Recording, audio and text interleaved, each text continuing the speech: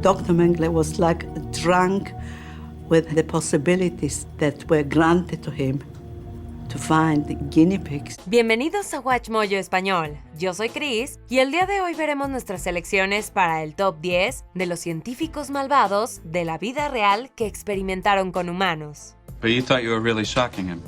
When he wasn't making noise anymore, that's when I was worried. I didn't want to go on with it. Para esta lista, veremos profesionales de la medicina conocidos por sus controvertidos estudios sobre la mente y el cuerpo humano.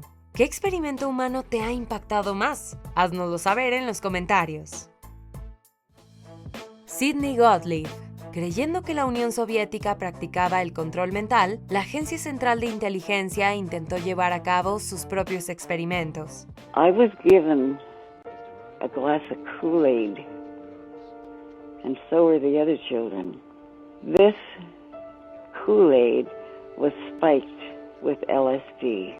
En 1953, financiaron el proyecto MKUltra del químico Sidney Gottlieb con la esperanza de descubrir un suero de la verdad para usar en interrogatorios. Sin supervisión, Gottlieb administró drogas ilegales, sobre todo LSD, a sus participantes humanos, muchos de los cuales no sabían que estaban involucrados en un experimento encubierto. Además, empleó otros métodos como la hipnosis, la privación sensorial y los electroshocks. He also was put in an insulin coma for 36 days with a recording beside him saying that your mother hates you over and over and over and over and over. Después de 20 años de torturar psicológicamente a los sujetos, Gottlieb llegó a la conclusión de que el control mental era imposible y destruyó las pruebas de su trabajo. Aunque se desconoce cuántas muertes se produjeron como resultado de los experimentos de Gottlieb, los efectos devastadores y duraderos han sido hechos públicos por los supervivientes. I remember them telling me that I was getting smaller and smaller, and I really felt myself getting smaller. John B. Watson. Siguiendo los pasos del científico ruso Ivan Pavlov, el psicólogo John B. Watson y su ayudante Rosalie Rayner intentaron aplicar el condicionamiento clásico en humanos. Su increíblemente poco ético estudio de 1920 se conoció como el experimento del pequeño Albert. Su sujeto de pruebas era un niño de 9 meses al que llamaron Albert. Watson y Rayner le presentaron una rata a la que no reaccionó al principio. Luego volvieron a hacérselo mientras creaban un sonido fuerte.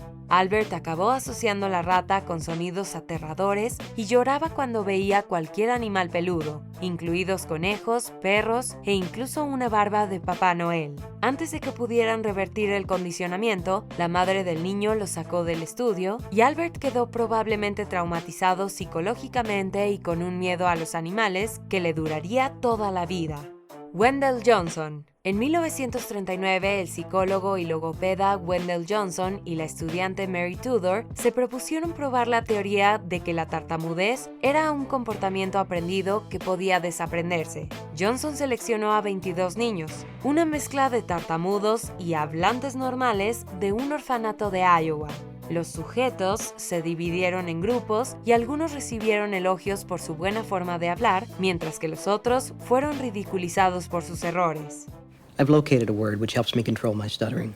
El estudio de los monstruos, como llegó a conocerse, consistía básicamente en hacer creer a niños que no tartamudeaban que sí lo hacían y viceversa. Después de meses de experimentos, los resultados mostraron que ninguno de los niños no tartamudos se convirtió en tartamudo, pero algunos sí desarrollaron problemas con el habla, lo que les hizo sentirse cohibidos, retraídos y ansiosos a la hora de hablar.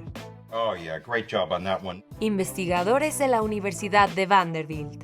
En la década de 1940, más de 800 mujeres embarazadas acudieron a la clínica de la Universidad de Vanderbilt, en Tennessee, en busca de atención de salud gratuita. En lugar de eso, se convirtieron en sujetos de prueba involuntarias en un experimento de radiación. El objetivo del estudio, que duró 4 años, era comprobar el tiempo que tardaba la placenta en absorber el hierro. Los investigadores administraron a las mujeres píldoras o bebidas que contenían hierro radiactivo con aproximadamente la misma cantidad de radiación que una radiografía. En aquella época, exponerse a una radiación 30 veces superior a la media se consideraba seguro, pero en la década de 1990 se descubrió que al menos 3 niños murieron tras desarrollar enfermedades terminales causadas directamente por la exposición. Stanley Milgram. Something's happening to that man in there. Can you please go check that everything's okay? A raíz de las atrocidades cometidas durante el Holocausto, el psicólogo social y profesor de la Universidad de Yale, Stanley Milgram, estudió la psicología del genocidio. En 1961 llevó a cabo su experimento Obediencia a la Autoridad, en el que probó hasta dónde llegaría una persona si una figura de autoridad le dijera que dañara gravemente a alguien. We're really interested in studying your reaction to having to inflict pain on someone you don't know. The experiment's about obeying orders. Los voluntarios del estudio creían que estaban participando en un estudio sobre el aprendizaje y la memoria. Como profesores, se les ordenó administrar descargas eléctricas a los alumnos por cada respuesta incorrecta. Incorrect. 150 volts wet duct. Pero los participantes no sabían que los alumnos eran actores y que las descargas no eran reales. Los resultados de Milgram mostraron que el 65% de los profesores siguieron dando descargas al alumno hasta el nivel más alto de 450 volts, aunque se sentían incómodos por ello. Oh, I was worried sick. I thought it was, You're a good fella. No hard feelings. No hard feelings. Muchos estaban angustiados y supuestamente no se les dio un informe adecuado. Albert Glickman. They have lots of fears and regrets. They never really learned what they were testing or being injected with. A mediados de la década de 1960, el Dr. Albert Glickman, dermatólogo de la Universidad de Pensilvania, llevó a cabo una investigación dermatológica en más de 70 reclusos de la prisión de Holmesburg en Filadelfia. En un experimento financiado por Dow Chemical Company, Johnson & Johnson y otras empresas, Glickman se propuso comprobar los efectos de la dioxina en el cuerpo humano. In some cases, it could just be very plain soap. In other cases, it could be a carcinogenic chemical. The inmates were never told. Inyectó el contaminante a los presos, que en su mayoría pertenecían a minorías, lo que provocó la aparición de cloracné grave por todo el cuerpo, así como ampollas y lesiones. Hablando de los presos, Glickman dijo a un entrevistador, citando, "Todo lo que vi ante mí fueron acres de piel".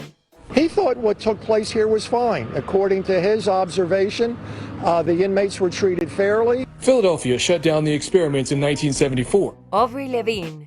Entre las muchas atrocidades cometidas durante la época del apartheid en Sudáfrica se encuentra el Proyecto Aversión, dirigido por el coronel de las Fuerzas de Defensa Sudafricanas y psiquiatra Aubrey Levine.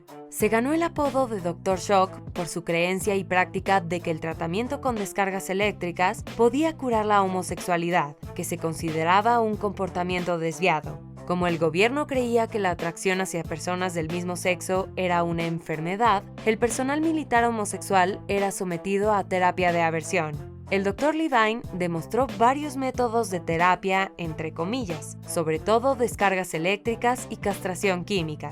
Los que se consideraban incurables eran sometidos a cirugía forzosa de reasignación de género y se les asignaba una nueva identidad. El psiquiatra siguió ejerciendo en Canadá durante décadas hasta que en 2010 se le retiró la licencia por haber agredido presuntamente a varios pacientes varones. Shiro Ishii. Durante la Segunda Guerra Sino-Japonesa y la Segunda Guerra Mundial, el cirujano general Shiro Ishii del Ejército Imperial Japonés dirigió una instalación secreta de guerra química y biológica. Bajo su dirección, los investigadores de la Unidad 731 cometieron actos atroces con seres humanos, incluidos prisioneros de guerra, presuntos espías y hombres, mujeres y niños civiles. Los horribles experimentos, que incluían vivisección, amputación y pruebas con armas biológicas, se realizaban a menudo con las víctimas despiertas y sin anestesia. Al final de la guerra, las pruebas de sus experimentos y el complejo fueron destruidos y miles de víctimas murieron. En 1946, Shiro Ishii recibió inmunidad por crímenes de guerra por revelar las actividades de la unidad. Investigadores y médicos del estudio sobre la sífilis de Tuskegee. If you got bad blood, you get treated for free. Now ain't that something? I'm asking you, ain't that something for government to be doing? And for the college, Oh, we got us a whole new deal here. En 1932, el Servicio de Salud Pública de los Estados Unidos y los Centros para el Control y la Prevención de Enfermedades lanzaron un estudio para probar los efectos de la sífilis cuando no se trata. El estudio se llevó a cabo en el condado de Macon, Alabama, donde 600 trabajadores afroamericanos económicamente desfavorecidos fueron reclutados para participar a cambio de atención médica gratuita. Sin embargo, a los hombres se les ocultó la verdadera naturaleza del experimento. 399 de los hombres tenían sífilis y los 201 hombres sin la enfermedad se convirtieron en un grupo de control. Aunque en un principio iba a durar 6 meses, el estudio se prolongó durante 40 años y murieron más de 100 sujetos. Después de que se hizo público en 1972, el estudio se cerró. They paying us for having the bad blood. They showing appreciation for what your boy's done. I ain't done nothing, Miss Ellis, except get sick. Antes de continuar, asegúrate de suscribirte a nuestro canal y activar las notificaciones para más videos. Joseph Mengele. En 1943, el médico y oficial alemán de la SS, Joseph Mengele, se convirtió en el médico jefe del campo de concentración de Auschwitz. Allí llevó a cabo horribles experimentos con niños, especialmente con gemelos idénticos. He may have chosen to go to Auschwitz because he felt there he could do the freest amount of experimentation with the most limited constraints. Aunque a sus sujetos jóvenes se les alojaba por separado y se les daba mejor comida, a Mengele no le preocupaba su salud real. Solo le interesaba saber si eran adecuados para sus experimentos. Algunos fueron infectados intencionadamente con enfermedades y sometidos a operaciones completamente innecesarias solo para satisfacer la curiosidad antropológica del médico nazi. Un número desconocido, pero presumiblemente elevado de víctimas, murieron durante los experimentos o fueron asesinadas cuando ya no eran útiles para Mengele. Pero algunas sobrevivieron a la traumática experiencia y continuaron contando sus historias. He wanted to play God. He wanted to find, by trial and error, how to create blue-eyed blondes, males or females in multiple numbers. ¿Estás de acuerdo con nuestra selección? Echa un vistazo a estos otros videos de WatchMojo Español y asegúrate de suscribirte y activar las notificaciones para más videos.